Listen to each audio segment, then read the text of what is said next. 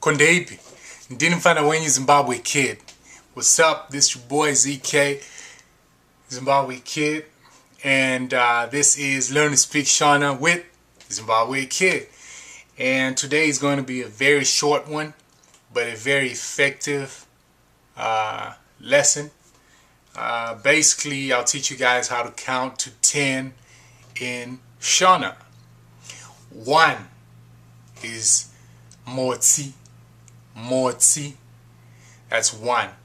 2 is piri. Piri. 3 is tatu. Tatu.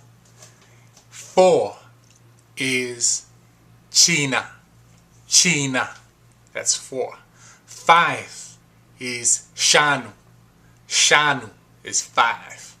6 is tanatu. Tanatu is 6. 7 is nomwe. Nomwe is 7. 8 is sere. Sere. 9 is fumbamwe. Fumbamwe is 9. And 10 is gumi. Gumi is 10.